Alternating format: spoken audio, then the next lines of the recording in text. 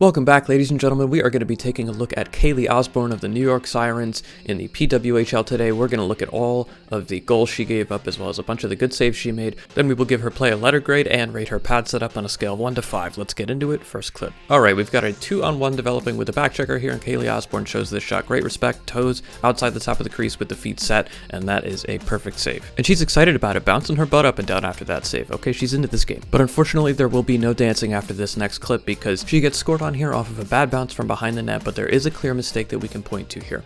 Take a look at this freeze frame. Look at where the puck is. It has not crossed the center line of the back of her net, but her eyes have already fully transitioned to the other side. This is a rule we don't like to break in goaltending. You can move your body off the short side post in this situation, but your eyes should not transition until the puck actually crosses the center line of the back of your net. For this exact reason, the puck can easily reverse back to your short side, whether it's off a bad bounce, a pass, or a bad play by your defenseman. Alright, let's get up and shake that one off here. Next clip. Osborne is going to display for us some excellent calmness and down movement as the puck is right in front of her in her crease. So starts in an RVH, then transitions to a butterfly and little shuffle to the other side. Let's slow that down and look at this. So perfect setup in the RVH, perfect save with no movement, and then shuts down in a blocking butterfly because the puck is in too tight to get over the top of her, and very calm there. Not too much over movement and not opening any holes. Beautifully played by Kayle Osborne in tight. And I've frozen it for you here real quick to point out one thing. Look how strong her hips are. She keeps herself nice and tall, but at the same time, look how flared out her legs are. Her butterfly is very wide,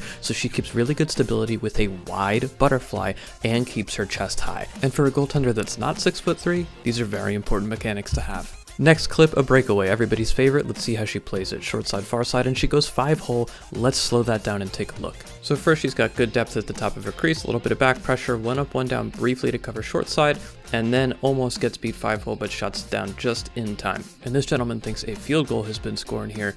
That's not how that works. You do not get 3 points if the puck goes between the goalie's legs. You're at the wrong sport, wrong arena. Please skip the mushrooms before next game. Alright, next clip, she's going to get scored on a low drive, and we're going to see her come off her short side just a little bit early, and the puck is able to be chipped over her shoulder. So let's slow this down and take a look. So as this puck is driving towards Kayle Osborne, she's covering her short side completely, and then she's going to flatten out as she makes contact with her post, and she actually starts to flatten and move off of her short side because she thinks maybe that puck is going to be able to be pulled all the way across.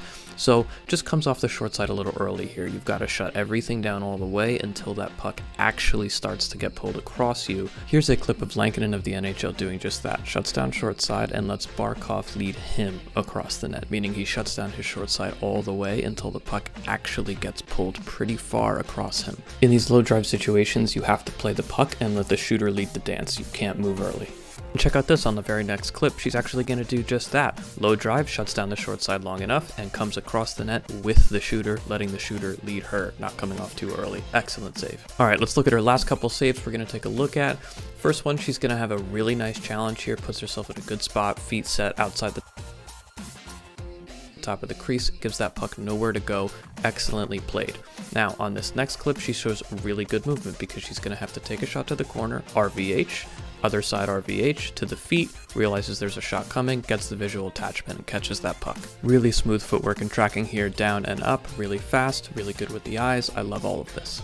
And because I'm very mean, we're going to end with her getting scored on here. She's got kind of a 2-on-1. There is a pass option. She shuts down the shot all the way, and the pass beats her back door. Now, obviously, she didn't have a lot of a chance on this goal, but I will say one thing. As the shooter gets in tighter here and the angle gets sharper, I'd like to see her telescope towards her own post, right? As the angle gets that sharp, you do not continue to keep all of that depth because you stay really far out of your net, making it more likely that a pass option beats you or that a wraparound beats you.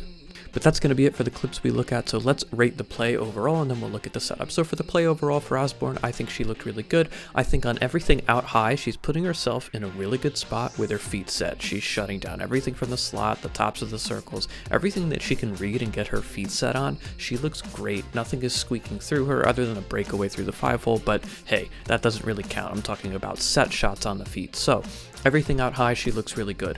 When the puck gets in tight and down low, she had that one play where she came off of her short side a little early and allowed the chip over her shoulder, but even in the same game, she made the correction on the next low drive, so I'm sure we'll see her get better at that over time.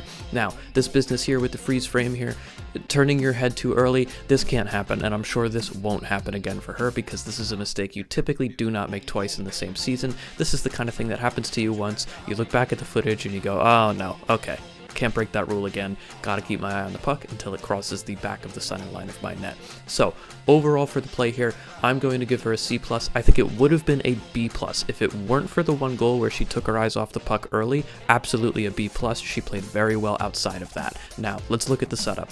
And this is sick. Guys, why don't we see this type of stuff in the NHL? They're making, the ladies are making us look ugly and fat out there. Are you kidding me? First of all, like the solid blue coming down to a point in the pad, and then she's got the orange and silver lines. So we've got 3 colors going on, or is it 4 colors? Because there's the navy blue involved too. Is this a 4-color setup? You just don't see that in the NHL. They are styling out here in the PWHL, and might I just shift your attention to the other goaltender for this team? We've got Connor Hellebuyck sporting just white pad. We've got we've got Georgiev out there in an all-white setup looking like a big blob of nothing, and Levy is over here in the PWHL absolutely styling.